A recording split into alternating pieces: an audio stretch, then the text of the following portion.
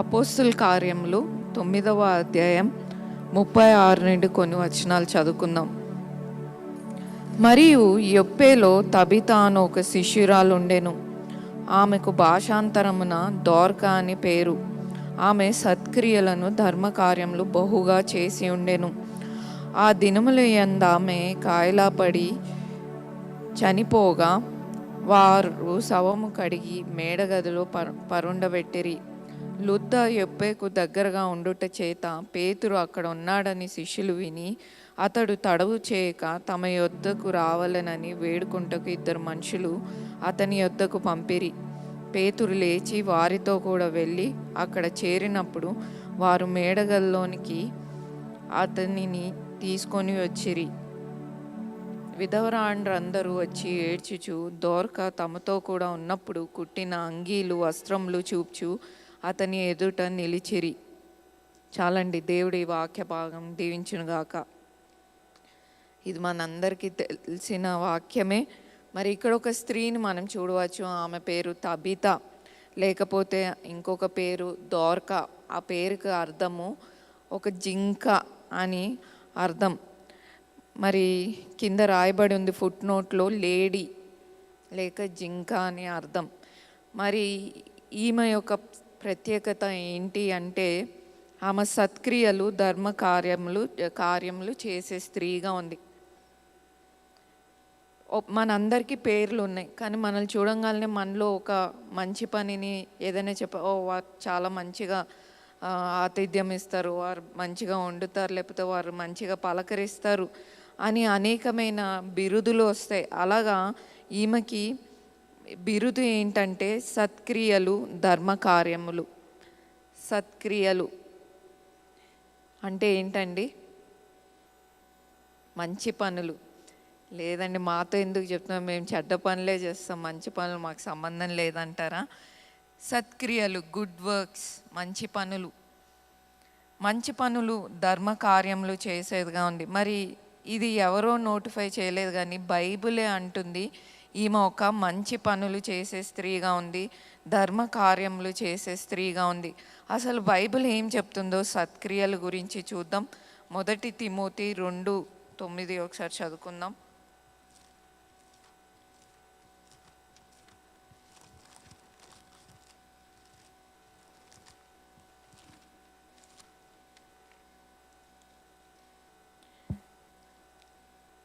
మరియు స్త్రీలను అనుకోయు స్వస్థబుద్ధి గలవారై ఉండి తగు మాత్రము వస్త్రముల చేతనే గాని జడలతోనైనను బంగారంతోనైనను ముత్యములతోనైనను మిగుల వెలగల వస్త్రములతోనైనను అలంకరించుకొనక దైవభక్తి గలవారమని చెప్పుకొను స్త్రీలకు తగినట్టుగా సత్క్రియల చేత తమ్ము తాము అలంకరించుకొనవలెను.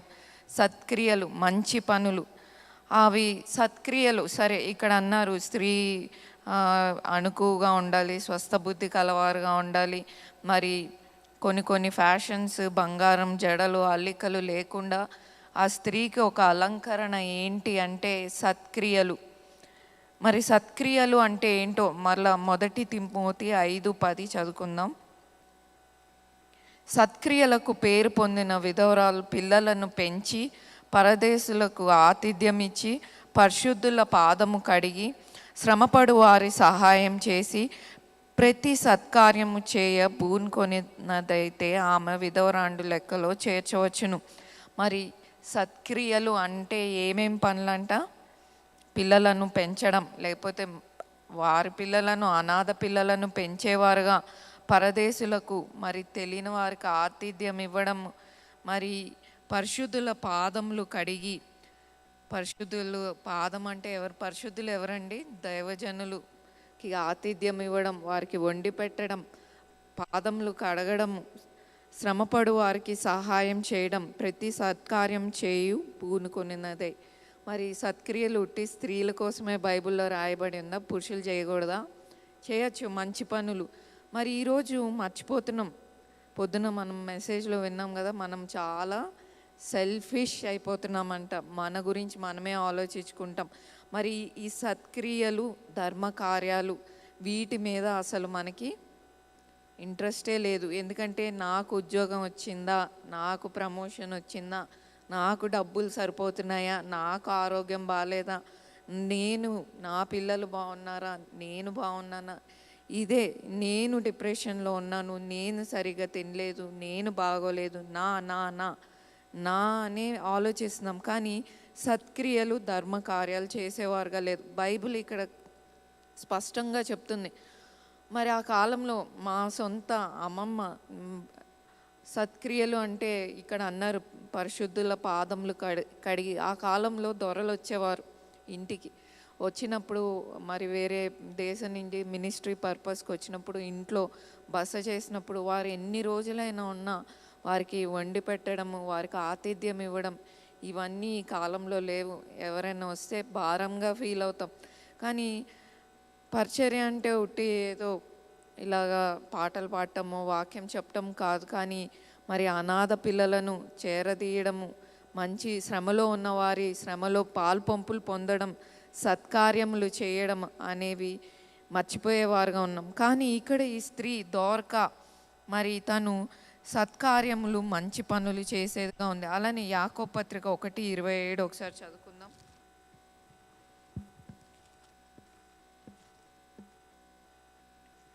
తండ్రి అయిన దేవుని ఎదుట పవిత్రమును నిష్కలంకమైన భక్తి ఏదనగా దిక్కులేని పిల్లలను విధవరాండ్రను వారి ఇబ్బందులు పరామర్శించుటయు ఇహలోక మాలిన్యాలు తనకు అంటకుండా తను కాపాడుకొనుటే.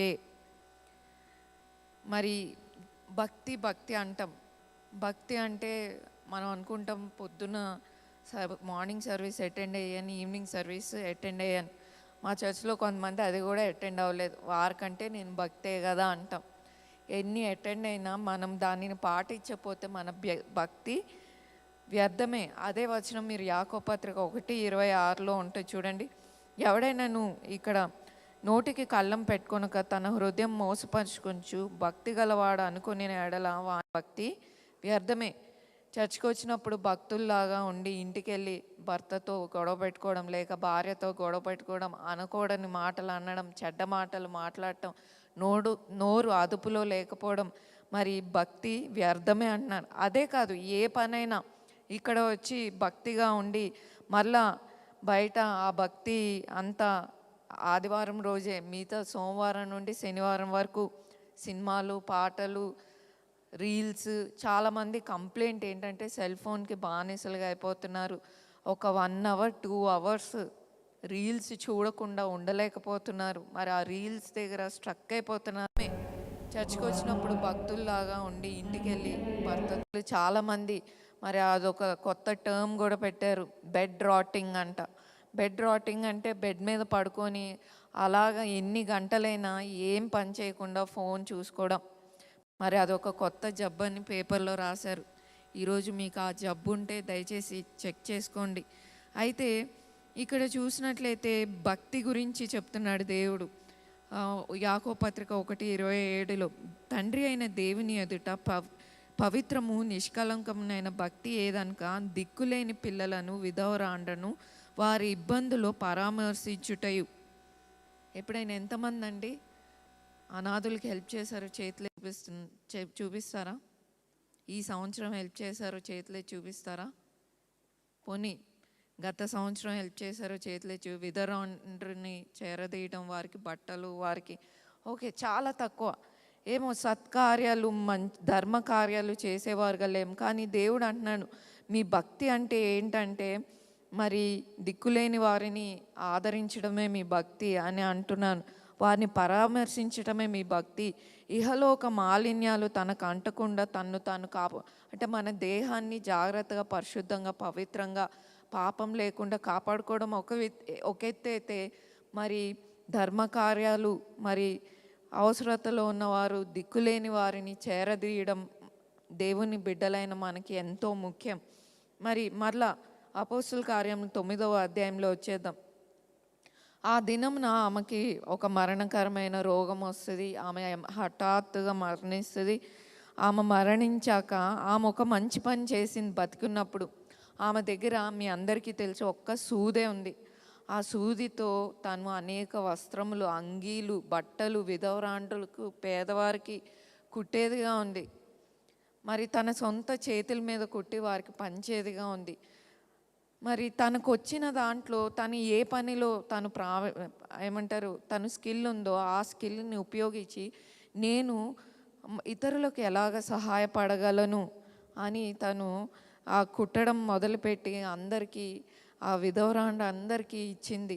మరి వారికి ఎంతో సాత్వికమైన మనసు అనవచ్చు, ఇతరులకు సహాయం చేసే మనసు, యేసయ్య గుణగణం కదండి.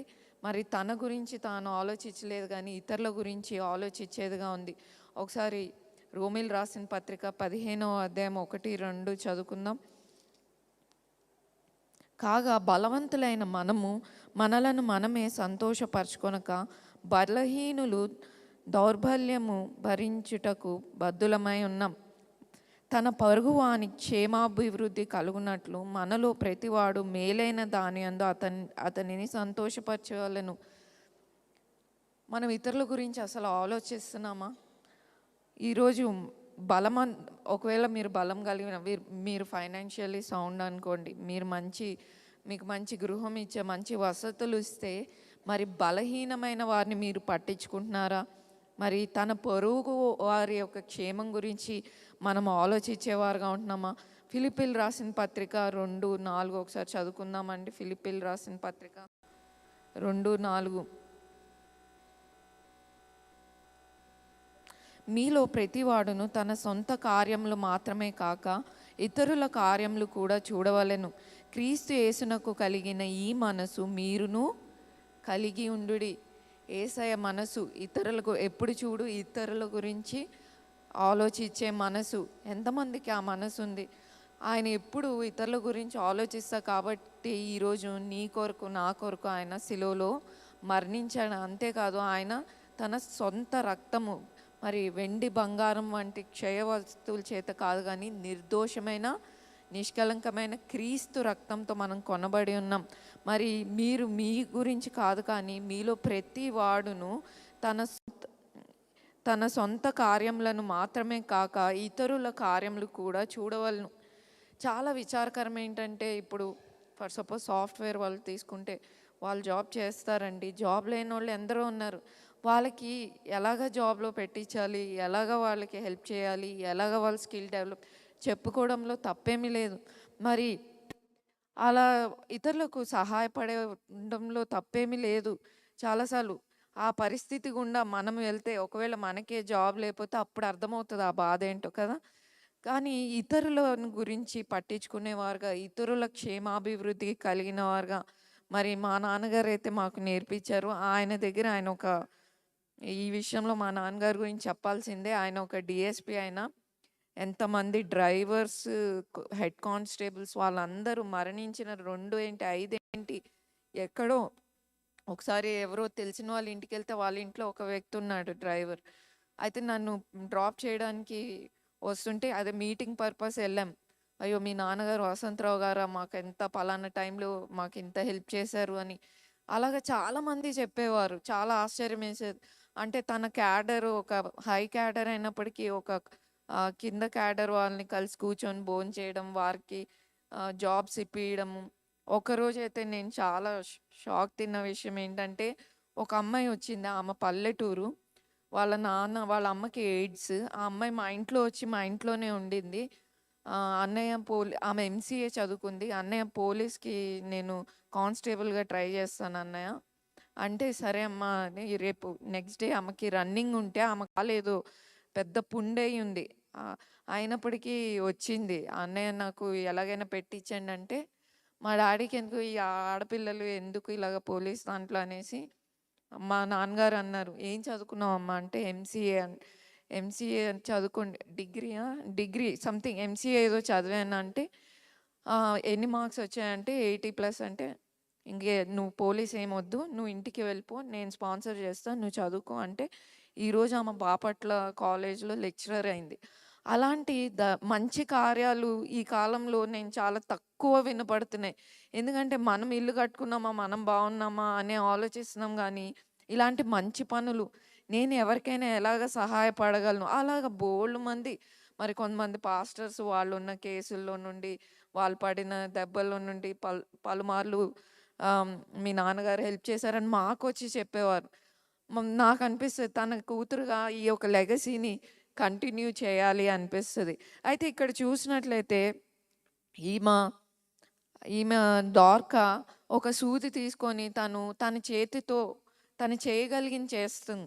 మనం అనుకుంటాం చాలాసార్లు ఇతరులకి హెల్ప్ చేయాలి అంటే నాకు బాగా డబ్బులు వస్తే ఒక 1 మిలియన్ వస్తే అప్పుడే హెల్ప్ చేస్తాను, అన్ని పరిస్థితులు బాగుంటే అప్పుడే హెల్ప్ చేస్తాను అనుకుంటాం. కానీ ఇక్కడ ఈమె దగ్గర ఒక నేర్చుకోవచ్చు ఏంటంటే, do what you can where you are with what you have.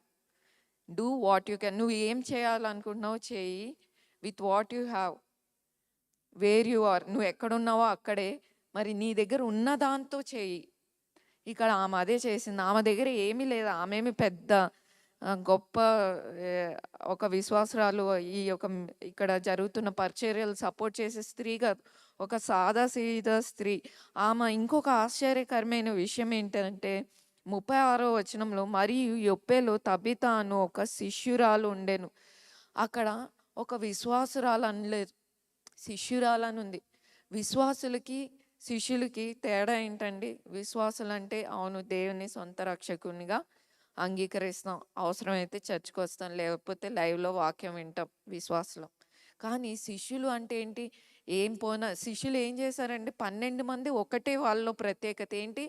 ప్రాణం పోయినా సరే ఏంటి, దేవుని కొరకు ప్రాణమైనా తెగిస్తాం. ఈమెకి ఇచ్చిన పేరు చాలా గొప్పది, శిష్యురాలు. ఇందాక చదివాం కదా, ప్రతి ఒక్కరు తన సొంత కార్యములు కాక ఇతరుల కార్యములు పట్టించుకోవాలను, క్రీస్తు యేసునకు కలిగిన ఈ మనసు మీరును కలిగి. నిజంగా ఈమెది యేసయ్య మనసు కాదా? అవునా కాదా? యేసయ్య మనసు. ఇక్కడ చూసినట్లయితే ఆమె మరణించాక ఆమె యొక్క అక్కడ ఉన్న జనులు ఆమె బాడీని కడిగి ఆ మేడగదిలో పెట్టి, మరి లుద్దా అనే ప్రాంతంలో పేతురు గారు పరిచర్య చేస్తుంటే 2 వ్యక్తులు వెళ్ళి ఇక్కడ యొప్పేకి రమ్మని పిలుస్తారు, బతిమలాడతారు.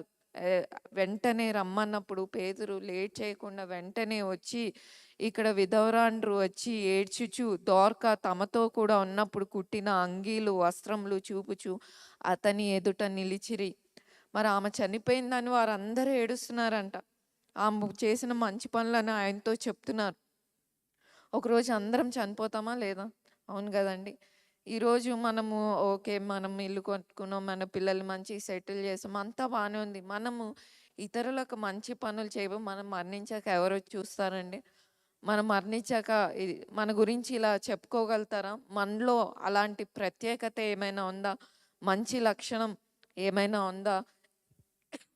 ఈరోజు మనల్ని మనం పరీక్షించుకోవాల్సిన సమయం.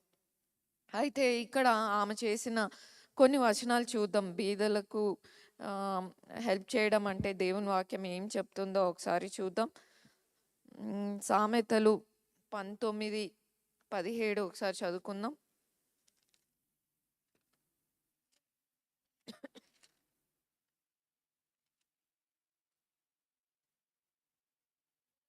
బీదలను కనికరించువాడు యెహోవాకు అప్పిచ్చువాడు, వాని ఉపకారమునకు ఆయన ప్రత్యుపకారము చేయును. మరి మనకి బీదలకు మనం సహాయం చేసే బీదలు ఎక్కడున్నారు? మన చర్చ్లోనే ఉన్నారు. మీకు తెలియకపోతే జోన్ అడగండి, ఉన్నారు. మీకు ఆ యొక్క ఆ తక్కువ అమౌంట్లో తిండి లేకుండా అడ్జస్ట్ అవుతూ ఉన్నారు. బీదలను కనికరించేవాడు యెహోవాకు అప్పిచ్చువాడు, వాని ఉపకారము ఆయన ప్రత్యుపకారం చేయును. మరి మనం బీదలకు సహాయం చేస్తానంటే దేవుడికి అప్పిచ్చేవారుగా ఉన్నామంటే దేవుడు మనకి ప్రత్యుపకారం చేసేవాడుగా ఉన్నాడు. కీర్తనలు 82:3 ఒకసారి చదువుకుందాం.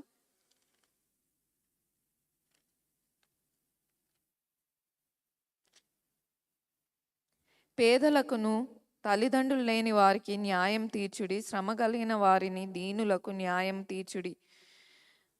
మరి ఇక్కడ చూసినట్లయితే పేదలను తల్లిదండ్రులు లేని వారికి మనం న్యాయం తీర్చేవారుగా వారి పక్షాన మనం ఉండాలని దేవుని వాక్యం సెలవిస్తుంది. అలానే మరలా సామెతలు 14:31 ఒకసారి చదువుకుందాం.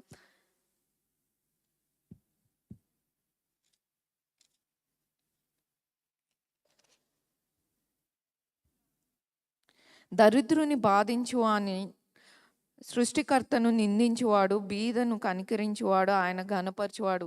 బీదలను కనికరిస్తే దేవుడు మనల్ని ఘనపరుస్తాడంట. యెషయా గ్రంథం 58:10 ఒకసారి చదువుకుందాం. యెషయా గ్రంథం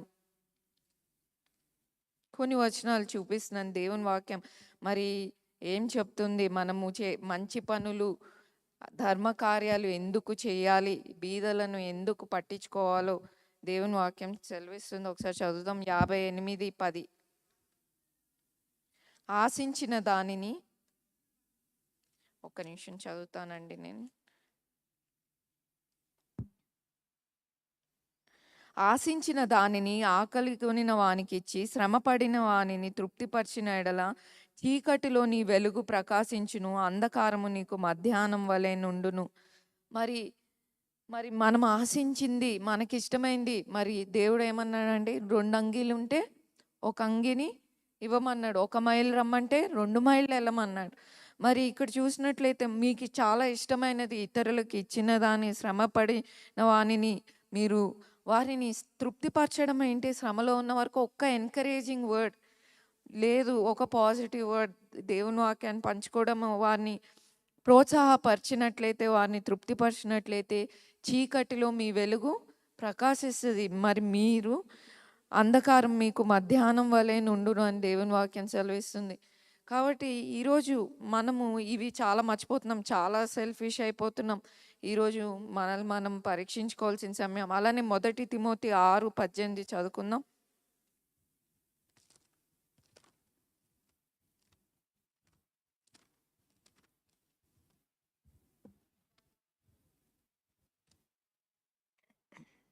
వారు వాస్తవమైన జీవము సంపాదించుకొని నిమిత్తము రాబో కాలంనకు మంచి పునాది తమ కొరకు వేసుకొంచు మేలు చేయువారును, సత్క్రియలు అను ధనము గలవారును, ఔదార్యము గలవారును, తమ ధనములో ఇతరులకు పాలిచ్చువారే ఉండవల్లని వారికి ఆజ్ఞాపించుము.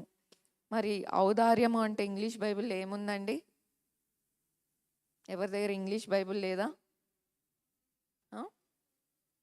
Firm foundation. మరి ఇక్కడ రాయనే ఉంది, వారు వాస్తవమైన జీవము సంపాదించుకొని నిమిత్తము. మరి ఈ జీవంలోనే కాదు, రాబో జీవంలో కూడా మంచి సత్కార్యములు చేసేవారు, స్త్రీలే కాదు పురుషులు ప్రతి ఒక్కరూ సత్క్రియలను మరి తమ ధనంలో పేదవారికి హెల్ప్ చేస్తే దేవునికి అప్పించువారుగా ఉన్నాను. అలానే మీరు మత్తయి సువార్త 25:33లో మీరు చూసినట్లయితే ఒకసారి చదువుకుందామండి. చాలా ముఖ్యమైన వచనం. మన సంఘం నుంచి కూడా పేదలకు మనం హెల్ప్ చేయాలి. ఒకసారి చదువుకుందాం. మత్తయి సువార్త 25:33. తన కుడివైపు గొర్రెలను ఎడంవైపు మేకలను నిలవబెట్టి, అప్పుడు రాజు తన కుడివైపున ఉన్న వారిని చూచి, నా తండ్రి చేత ఆశీర్వదింపబడిన వారులారా రండి, లోకము పుట్టినది మొదలుకొని మీ కొరకు స్థిరపరచబడిన రాజ్యము స్వతంత్రించుకొనుడి. నేను ఆకలిగొంటిని, మీరు నాకు భోజనం పెట్టితిరి, దప్పిగొంటిని, నాకు ఆ దాహం ఇచ్చితిరి, పరదేశినై ఉంటిని, నన్ను చేర్చుకొంటిరి, దిగంబరినై ఉంటిని, నాకు బట్టలు ఇచ్చితిరి, రోగినై ఉంటిని, నన్ను చూడవచ్చితిరి, చెరసాల్లో ఉంటిని, నా యొద్దకు వచ్చితిరి అని చెప్పును. మరి ఇక్కడ చూసినట్లయితే కుడివైపు ఉన్నవారులారా, ఎడమవైపు ఉన్నవారులారా, కుడివైపు ఉన్నవారు దేవుని రాజ్యాన్ని స్వతంత్రించుకుంటారు. ఆకలిలో ఉన్నవారిని, మరి వస్త్రములు లేని వారిని అందరినీ పట్టించుకో అంటే దేవుడే అంటున్నాడు ఈ మాటలు. మరి ఎవరైతే పట్టించుకోరో వారు మరి అక్కడ కూడా వచనం ఉంటుంది, వారు దేవుని రాజ్యంలో ఉండరు అని. ఎడం వైపు ఉన్న వారి గురించి దేవుడు తీర్పు తీరుస్తున్నాడు. ఈరోజు మంచి పనులు, ధర్మ కార్యములు చేసేవారుగా ఉన్నామా? ఒకసారి మళ్ళా అపోస్తుల కార్యములు 9 వచ్చేద్దాం. ఇక్కడ 40వ వచనం. పేతురు అందరూ వెలుపలికి పంపి మోకాళ్ళుని ప్రార్థన చేసి శవము వైపు తిరిగి తబిత లెమ్మనగా ఆమె కన్నులు తెరిచి పేతురును చూచి లేచి కూర్చుండెను. అతడు ఆమెను చెయ్యి ఇచ్చి లేవనెత్తి పరిశుద్ధులను విధవరాండ్రను పిలిచి ఆమెను సజీవురాలుగా వారికి అప్పగించెను. మరి ఇక్కడ చూసినట్లయితే ఆయన అందరినీ బయటకు పంపించి మోకరించి ప్రార్థన చేసినప్పుడు ఆ చనిపోయిన స్త్రీ మరలా తిరిగి బతికింది. బైబిల్లో మనం చూడవచ్చు. అలాగా మీరు ఏలియాని చూడవచ్చు. ఏలియా ఎక్కడండి? ఏలియా ఎవరిని? సారెపతు విధవరాలు కుమారుడు మరణించినప్పుడు తిరిగి లేపుతాడు. అలానే ఎలీషా షునేమీరాల్ కుమారుడిని మరణం నుండి మేడగదులు పెట్టినప్పుడు మరణం నుండి మరి ప్రార్థించి తను లేపుతాడు. అలానే యేసు ప్రభువారు మరి చనిపోయిన లాజరుని లేపుతాడు. అలానే ప్రభు యొక్క శిష్యులు చనిపోయిన వ్యక్తిని తిరిగి లేపగా నిజంగా అది ఎంత గొప్ప శక్తి కదండి. మరి అదే పేతురు గారు అంటే వెండి బంగారములు మా యొద్ద లేవు కానీ నజరేయుడైన యేసు నామం మా దగ్గర ఉంది అని చెప్తారు. కాబట్టి ఈరోజు ఆమె చనిపోయినప్పుడు వారందరూ ఏడ్చారంట. ఈ డార్కా లేకపోతే తబిత చనిపోయినప్పుడు అందరూ ఏడ్చారు. ఎంతమంది గ్యారంటీ చేసి నేను చనిపోతే చాలామంది, అంటే నేను కాదు మీరు అనుకుంటారు. ఒక్కొక్కసారి అనిపిస్తుంది ఈ యొక్క బిజీ లైఫ్లో, ఈ బిజీ షెడ్యూల్లో, మెకానికల్ లైఫ్లో పొద్దునే వెళ్తే మండే టు సాటర్డేనా, Monday to Friday office, Saturday ఈగల్లాగా షాపింగ్ మాల్లో, సండే దేవుని సన్నిధిలో. సరే కాదు, కరెక్టే. మరి మనం మంచి పనులు, ధర్మ కార్యములు, సత్క్రియలు చేసేవారుగా ఉన్నామా? అసలు మనం చనిపోతే ఎవరైనా వచ్చి మన గురించి 2 మాటలు చెప్పమంటే ఎవరైనా చెప్పగలుగుతారా? ఇక్కడ వారు బతిమిలాడుతున్నారు పేతుర్ని, ఎలాగైనా బతికించండి, మాకు ఈ అంగీలు కుట్టింది, మాకు ఈ వస్త్రములు కుట్టింది అని. మరి ఉట్టి విధవరాళ్ళే కాదు, అక్కడున్న పరిశుద్ధులను విధవరాండ్లు అందరూ వచ్చి ఏడుస్తున్నారు. అందరూ వచ్చి వారు ఆమె ద్వారా మేలు పొందారని ఏడుస్తూ చెప్పారు. ఈరోజు మనము అవును కరెక్టే, ఈ భూమి మీద దేవుడు నాటాడు దేవుని ఉద్దేశాలు నెరవేరాలని. కానీ దేవుడు అంటున్నాడు, మీరు మీ సొంత కార్యములు కాక ప్రతివాడును ఇతరుల గురించి పట్టించుకునేవారుగా ఉండాలి. క్రీస్తు యేసునకు కలిగిన ఈ మనసు మీరు కలిగి ఉండాలి అంటున్నాడు. ఈరోజు ఇక్కడ ఆమె గురించి, దోర్కా గురించి రాసినప్పుడు శిష్యురాలు అని రాసి, చాలా నేను ఎక్కడ వచనం చదవలేదు. అంటే ఒక విశ్వాసి అని రాయొచ్చు కదా, రాయలేదు. శిష్యురాలు అంటే నిజంగా తను వాక్యాన్ని బతికి చూపించింది. ఈరోజు అనేకమైన ప్రసంగాలు వింటాం, వాక్యాలు వింటాం, అన్నీ చేస్తాం, కానీ మనం వాక్యానుసారమైన జీవితం జీవించట్లేదు. మరి ఎంతకాలం అయింది మరి దేవుని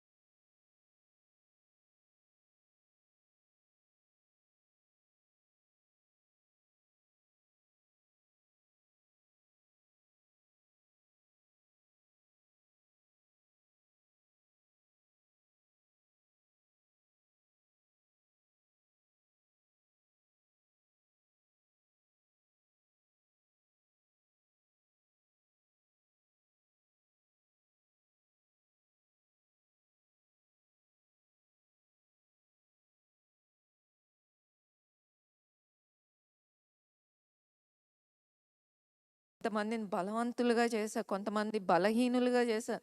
బలవంతులైన వారు బలహీనులను లేవనెత్తాలి. రోమిలు రాసిన పత్రిక 15:1-2 మనం చూసాం. మరి ప్రతి ఫిలిప్పీల్లో మనం చూసాం. మన గురించి కాకుండా ఇతరుల గురించి పట్టించుకునేవారుగా ఉండాలి.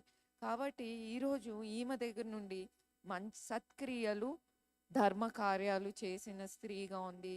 ఆ ఊరంతా పేరు నొందింది. అంతేకాదు ఆమె చనిపోయి తిరిగి లేచినప్పటికీ ఆ తర్వాత యొప్పే ప్రాంతం అంతా ఆ వచనం చదువుకుందాం 42. ఇది యొప్పే అంతటా తెలిసినప్పుడు అనేకులు ప్రభువునందు విశ్వాసం ఉంచిరి. మరి ఆమె జీవితము ఒక సువాసనగా ఉంది, ఒక ఫ్రేగ్రెన్స్గా ఉంది. ఆ మాట ఉంటుందండి కొరింథీలు రాసిన పత్రిక, మనం జీవించు వారికి జీవార్థమైన జీవపు వాసనగా, మరణించు వారికి మరణార్థమైన వాసనగా ఉంటామని. మరి ఒక ఫ్రేగ్రెన్స్గా మన జీవితం ఉండాలి. మరి ఇక్కడ చూసినట్లయితే ఆమె చేసిన పనికి, ఆమె తిరిగి లేచింది చూసి ఆ పట్టణం అంతా, ఆ యొప్పే ప్రాంతం అంతా ఏమయ్యారు? విశ్వాసించారు ప్రభువులో, ప్రభు యందు నమ్మిక ఉంచారు. చూసారా, ఒక్క స్త్రీని బట్టి ఎన్ని మంచి పనులు జరిగాయి. మరి ఎంతమంది ఏడుస్తున్నారు ఈరోజు. ఏదో సారవంతమైన జీవితం మనం జీవించాలంటే, సారవంతమైనది ఏంటంటే మనం చదువుకుందాం ఇందాక, దేవుని సత్కార్యములు చేస్తూ, మరి ఈ లోక మాలిన్యాలు అంటకుండా దేవుని యందు భయభక్తులు కలుగుతూ, సత్క్రియలు, దేవుని పోలికను కలిగి మనం జీవించాలి. ఎంతమందికి ఇష్టం మనం మరణిస్తే, అరే ఆ పేరుకు తగ్గట్టు ఈ దోర్కా అనంగానే మనం ఒకటి గుర్తొస్తుంది, ఏంటమ్మా? సత్క్రియలు, మంచి పనులు చేసింది. ఆమె యాబ్సెన్స్ ఏం చేసింది? అందరినీ ఏడ్చేశారు. ఆమె మాకు ఇలా హెల్ప్ చేసింది, అలా హెల్ప్ చేసింది. అలా మన గురించి రేపు ఎవరైనా చెప్పుకుంటున్నారా? మన సొంత తోబుట్టువులకే హెల్ప్ చేయట్లేదు, లేకపోతే సంఘంలో ఉన్నారు బలహీన వారి కొరకు ప్రార్థన చేయడము, ఒక ఎంకరేజింగ్ వర్డ్, లేకపోతే వారికి ఒక చేతిని అందించడము, ఇటువంటి మంచి పనులు చేసేవారుగా మనం ఉండాలి. ఈ యొక్క మెకానికల్ వరల్డ్, ఈ బిజీ లైఫ్లో దేవుని యొక్క పోలిక అంటే ఇదేనండి. మరి మంచి పనులు, సత్క్రియలు, గుడ్ వర్క్స్, మంచి పనులు చేసేవారుగా ఉండాలి. ఇందాక మనం కొంతమంది లేట్గా వచ్చారు, సత్క్రియలు అంటే ఏంటియో మనం చదువుకున్నాం. తిమోతి రాసిన పత్రికలో, తీతు పత్రికలో ఉంది, యాకోబు పత్రికలో రాయబడింది. కాబట్టి ఈరోజు మన జీవితాలు ఎలా ఉన్నాయో పరీక్షించుకోవాల్సిన సమయం. నా జీవితం వలన ఎవరినైనా నేను ప్రభావితం చేస్తున్నానా? నా జీవితం వలన ఇతరులకు నేను ఏదైనా ప్రయోజనకరంగా ఉన్నానా? నేను ఇతరుల గురించి పట్టించుకుంటున్నానా? ఇతరుల క్షేమాభివృద్ధి గురించి ఆలోచిస్తున్నానా? ఎప్పుడు మన గొడవ మందే. నాకు ఉద్యోగంలో ప్రమోషన్ రావాలి, నేను ఇల్లు కట్టుకోవాలి, నాకు డబ్బులు సరిపోవట్లేదు, ఈ గోల్లోనే ఉంటున్నాం. కానీ దేవుడు, మన ప్రభువు, ఆయన గురించి ఆయన ఆలోచించలేదు కాబట్టే నీ కొరకు నా కొరకు ఆయన రక్తాన్ని కార్చి ఆ శిలువలో మరణించాడు. మన మన పాపాలను, ఆయన పాపాలు ఆయన భుజం మీద మోసాడు, ఆయన మీద వేసుకున్నాడు. అలాగా క్రీస్తు యేసు కలిగిన మనసు ఇతరుల గురించి పట్టించుకోవడం, ఇతరులకు సహాయం, చేతనైనంత సహాయం, ఉన్న దాంట్లోనే సహాయం చేయడం క్రీస్తు యేసు మనసు. మరి సత్క్రియలు, ధర్మ కార్యాలు చేసే మనసు ఎంతమంది చేస్తామంటారు? చేతులే చూపిస్తారా? ఈ చెవుని వదిలేస్తారు ఇక్కడి నుంచి వెళ్ళక కదండి. సరే, లేచి నిలబడినట్లయితే విన్న వాక్యాన్ని బట్టి ప్రార్థన చేద్దాం.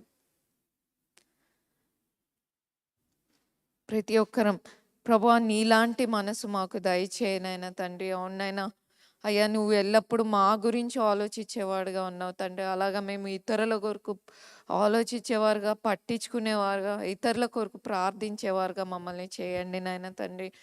అవునైనా తండ్రి, తనకున్న తలాంతులోనైనా తను ఆ యొప్పే ప్రాంతానికంతా ఉపయోగపడింది నాయన తండ్రి. అయ్యా, దోర్కావలే మమ్మల్ని చేయండి నాయన. మాలో సత్క్రియలు జరిగించేవారుగా మమ్మల్ని చేయండి నాయన.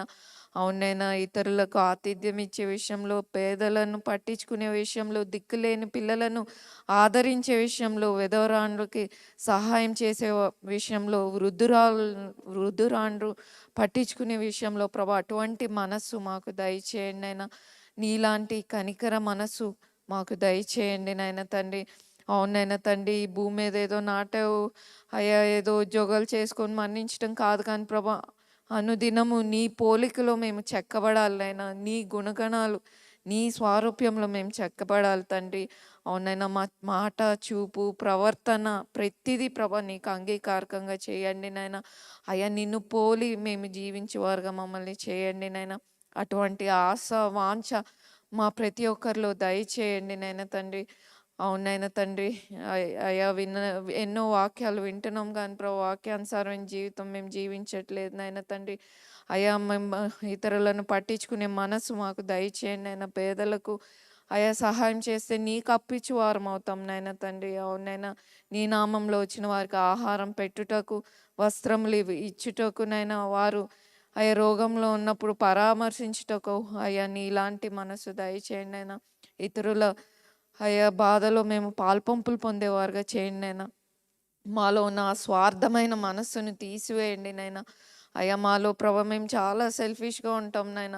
అయ్యా, మా గురించి మేమే ఆలోచించుకుంటాం నాయన తండ్రి. అయ్యా, అటువంటి మనస్సు తీసివేయండి నాయన తండ్రి. ప్రేంగల తండ్రి, పరిశుద్ధమైన దేవ, మీ వాక్యం ద్వారా మాట్లాడిన విధానానికే వందనాలు నాయన. అవునైనా తండ్రి. ఒక ఒక స్త్రీ అయ్యా తను మీ మీ యందు ఎంతో భయభక్తులు కలిగి ప్రభా నిన్ను పోలి జీవించింది నాయన తండ్రి. అనేకులు ప్రభా తను మరణించడం అనేకులు బాధపడి ఏడ్చారు నాయన తండ్రి. అవునైనా తండ్రి. మేము గురిలేని బతుకులు బతుకుతున్నాం నాయన తండ్రి. నీ ప్రేమను మేము ఇతరులకు చూపించేవారుగా అయ్యా మా యొక్క ప్రవర్తన బట్టి మేమున్న కాలేజెస్‌లో, ఆఫీసెస్‌లో ఎక్కడైనా ప్రభా నీ గుణగణాలు మేము ఇతరులకు చూపించేవారుగా మమ్మల్ని చేయండి నైనా. అటువంటి క్రీస్తు యేసు మనస్సును కలిగి పోలికగా కలిగి ఉండడాన్ని నీ వాక్యం సెలవిచ్చిన ప్రకారం మా ప్రతి ఒక్కరికి అటువంటి మనస్సును దయచేయండి. విత్తిన వాక్యాన్ని ముద్రింపజేయమని ప్రభువైన యేసు క్రీస్తు నామములో అడిగి వేడుకుంటున్నాను తండ్రి. ఆమేన్. దయచేసి అందరం కూర్చుందాం. కానుకలకి సాంగ్ పాడదామని.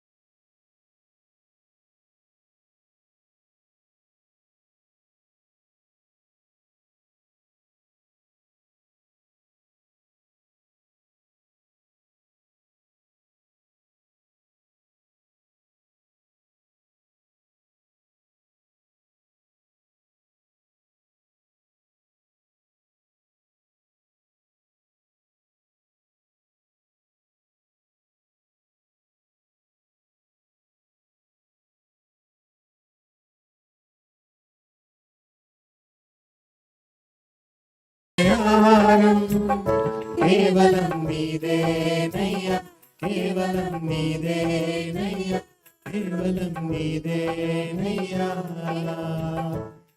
నాదంటూ లోకాన ఏది లేదయ్యా, ఒకవేళ ఉందంటే నీవిచ్చినదే ప్రభువా.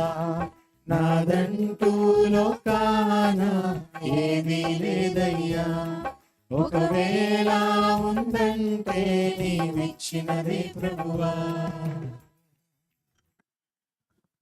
దయచేసి లైవ్లో ఉన్న వారికి ముఖ్య గమనిక. మరి హోలీ కమ్యూనియన్ సర్వీస్ మరి రయాన్ స్కూల్ కొండాపూర్లో జరుగుతుందండి వచ్చే వారం. అందరూ ఆహ్వానితులు రాగలిగిన వారు రండి. మరి ఈ లైవ్లో వీక్షిస్తున్న మీ అందరూ మీకు ఈ కార్యక్రమాలు ఉపయోగకరంగా ఉన్నట్లయితే దయచేసి షేర్ చేయండి, లైక్ చేయండి, సబ్స్క్రైబ్ చేయండి. జోసెఫ్ ప్రకాష్ అనే యూట్యూబ్ ఛానల్. ఈ పరిచర్య ద్వారా మీరు మేలు పొందిన వారైతే ఈ పరిచర్యను ప్రోత్సాహపరిచే బాధ్యత మీ మీద ఉండి స్క్రీన్ మీద కనపడుతున్న నంబర్స్ మీరు ఈ పరిచర్యలో పాల్పంపులు పొందొచ్చు. ప్రభు చిత్తమైతే మళ్ళీ కలుసుకుందాం. అంతవరకు సెలవు. Thank you.